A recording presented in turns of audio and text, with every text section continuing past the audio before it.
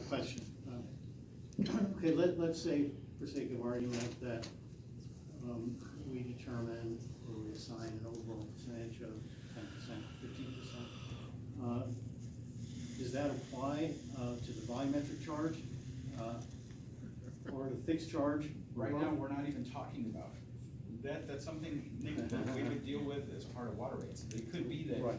as part of the mitigation, that these are not charged.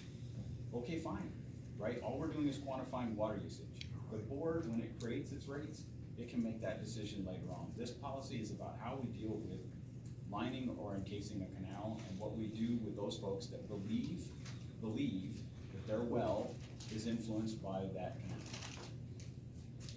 I would just ask that the three options that are on the table be clearly defined so that we can speak to them.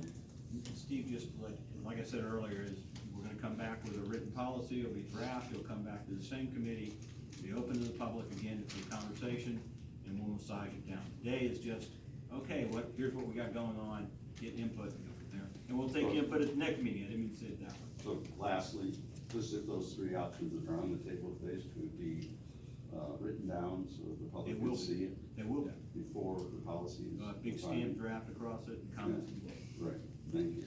No problem.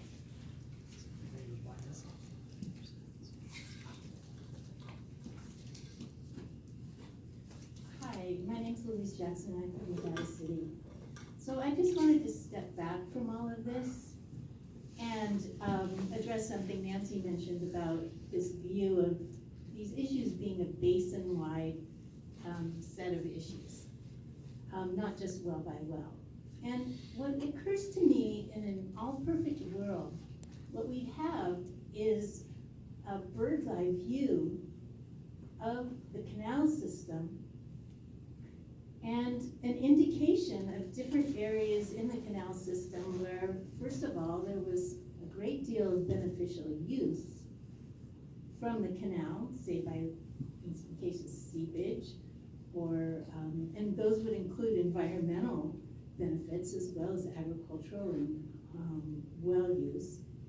And we have an idea of what the challenges ahead are and what the area of land and canal length for these different problem-solving things going on. Now, that's a big job, and it's gonna involve a lot of GIS, and it might involve a lot of stakeholder input, because people are gonna have ideas about hotspots of troubling issues. But in the long run, it could be something that could help NID with the reporting that goes to the state and with sort of prioritizing issues. So how could that happen? Well, there must be some sort of grants that could come from the State Water Resources Control Board, Department of Conservation, things like that. But the problem I see as a newcomer to the area and hearing these things that are going on is that the policy needs to be geared to how much water and how much length of canals we're talking about here. And I just don't know if that exists. And that was my question to you, Rim. You said we do measure seepage in reaches of canal. You can. Have we? Yeah, we have, and on the Newtown project we do. And so do we do it as a mass balance of the water in equals water out minus what's taken in the middle? So it's not really, so if we buy a miner's inch year round, and if we use a 1/10 of a miner's inch, I don't know, these are rough numbers, but we don't use near the water that we pay for. Right. But we don't have meters, we just have orifice plates on our, so when this mass balance occurs, are you just assuming, well, there's an orifice plate with a 1 miner's inch orifice, and this one has a 2 miner's inch orifice, and then you just measure the water in? I mean, how do you know exactly, how do you do that mass balance on a canal with boxes and orifice plates without meters? Granted, there's a certain percentage plus or minus deviation, right? But you know the water that's coming in. If the canal is set right, the ditch tender walks the ditch, they know exactly how many miner's inches are being delivered. They know that they are delivering the miner's inches 6 inches over, and they know how much water's at the tail. And then if the mass balance of that, the supposition is that whatever's left out of that equation is what's being lost. Then we assign a certain percentage for biologic uptake, right? Because the grasses and weeds are all doing their part. We have an evaporation component, and then the balance was assigned to seepage. Right. And so if us as customers, we don't use all of our water, and we're perfectly happy letting it seep, how do you know it's not my water that I paid for that's going down, that I'm not purchasing, because I'm not taking the water I paid for, because I have a 1-inch orifice plate for 365 days a year, and there's no way we use 24/7 1 minus inch of water every day, all day. If we wanna go further, we isolate the boxes during the study, we shut them all down, and we run the ditch and during the section, and we mass balance out that way. So but we haven't done that ever to date. We haven't done that because we knew that on the Newtown project, we knew what was being delivered, you could see what was coming out of the box, and we knew what was falling over the edge, and we knew the amount of vegetation, and we assigned a value. And do you put the water down, and so if a canal has 10 customers and all of them have different size or, at any given time, it seems like it almost overrun the banks of the thing, do you believe that all of the customers take their full allocation? No. All the time? No. And so you don't provide that water all the time? That's correct. Every morning, the ditch tenders report to zone 1, how much water they're taking on the system, and that's zone 2.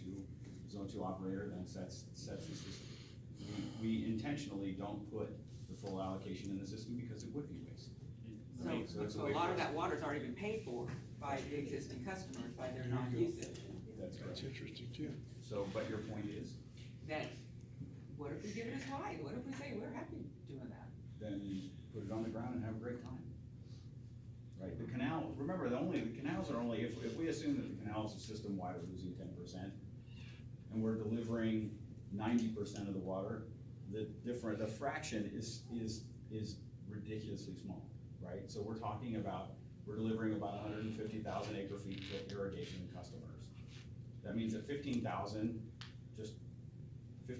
acre feet over 182 days is being lost in the system. And I'm saying lost in the system because there are a number of ways to lose that water, right? They're biologically, theft, whatever it is, right? So it's very small, right? So Why are we so worried about it? Yeah. we're not. The whole point here is that there are It's customers, the people who are there are objecting. customers that believe that their well is getting a benefit from a canal. We're trying to create an opportunity for them to continue to get the benefit without putting a pipe in the system. If we put a pipe in the system, we have 2 ways already that work great in terms of delivering water, in terms of meeting the needs of the district. Because it costs money. There's this other idea that we're just dealing with, and that is, and if nobody wants it, fine. When we get to the encasement policy, we'll go through that policy and we'll say, okay, is it a water quality issue? Is it a building issue? Are there incoming surface waters that we have to eliminate? Does it meet these wickets? If it meets these wickets, we encase. And if we encase and you believe that your well is damaged, please submit a claim to the district and we'll deal with it at that time. If you want a manifold off of the encasement, fine, we'll put it in. You can get water for surface water and you can put it on your land. But it as you costs like. We need a policy money. for that, 'cause that's what we already do. Because right now, the board hasn't given directive. All it is it's floating inside of our environmental document. And it was supposed to be, it was just going to be in the encasement policy as a single little item. It caused a rub, and that's why we're here. If we wanna, if we wanna And we separated it out primarily at your request. Yeah, absolutely. So if we want to put it back in, that's fine. If we wanna leave it out and rely on, but then I need a policy. I need something that says, we could have a policy that says, the board directs staff to refer to section 3.03, and we're done. What's it say, And so, when everybody's talking about efficiencies, I know the history of the seepage issue, okay? And 3 sequence is not efficient. Lower Cascade, 2 sequence, and seepage was big, and people's canals were a big issue. It's a big issue. So we're not seepage speaking, specifically triggered another secret document? seepage was one of the issues, and one of the issues that we had to deal with. And it wasn't triggered in New Secret, but it was an issue, and we continually come across this issue. We can either deal with it, What if you deal with it in the first secret document? because it's not a policy from the board, it's not unified. Yeah. The board You needs to gotta identify the align. impacts, secret requires identifying the impacts. The issue around it, the well issue caused NID to go from one environmental document, which put the pipe back in the road first, then it made us put us back into the canal, and then brought us out of the canal and put us back in the road. And we need a policy so that we don't do that. Right, and just getting the 5 board members aligned, so we know what we're trying to accomplish, that's. So can I do, I just have one quick I would question. like to. Yeah. Let's let the board member have his time. Yeah, no, this is a quick question for Andy. It was suggested that seepage would qualify as a beneficial use of water. So far as you know, does the water board recognize seepage and leakage as beneficial uses of water? No, and that's water code, I think it's 1242, and there's been a lot of discussion about trying to amend that code section. It is considered beneficial use if the seepage is ultimately recovered from the ground. So that is beneficial use, but just basically abandoning water to the basin is not beneficial use. That's what, it's considered abandonment under the 5-year forfeiture, not use. And under the law, so far as I know, if you abandon that water, you always retain the right to claw it back.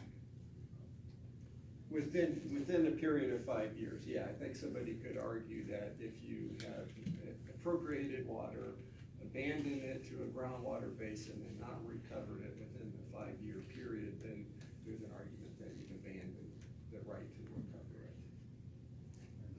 This is possibly a perfect segue to